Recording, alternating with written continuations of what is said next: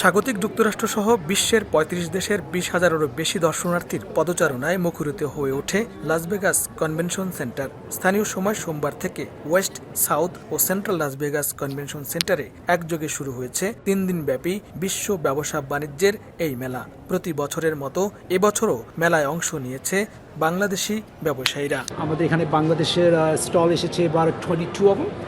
আর এটা গতবার থেকে একটু ভালো হয়েছে থ্যাঙ্কস টু আমাদের সরকার গভর্নমেন্ট। আমাদের যেখানে বুথটা অবস্থান করতেছে এই বুথটা অনেক পিছনে ব্যাক সাইডে পড়েছে।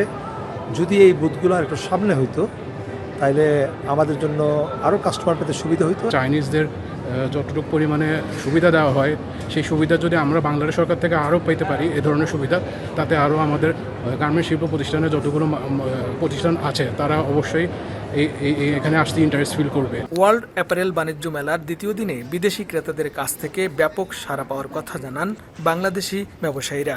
যথেষ্ট ফিডব্যাক আমরা পাচ্ছি।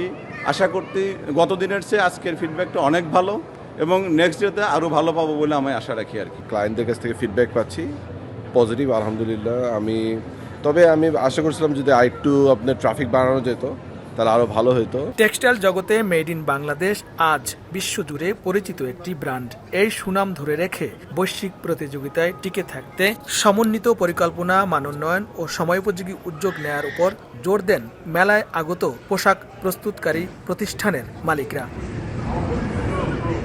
বিশ্বের অন্যতম এই বৃহৎ বাণিজ্য মেলায় অন্যান্য দেশের তুলনায় সরকারি পৃষ্ঠপোষকতায় বাংলাদেশি ব্যবসা প্রতিষ্ঠানের সংখ্যা বাড়ানো হলে আরও বেশি করে বিদেশি বিনিয়োগ ও বিদেশি ক্রেতা আকৃষ্ট করা সম্ভব বলে মনে করছেন বাংলাদেশি ব্যবসা প্রতিষ্ঠানের মালিকরা। লস্কর আল মামুন, সময় সংবাদ, লাস ভেগাস কনভেনশন সেন্টার, যুক্তরাষ্ট্র।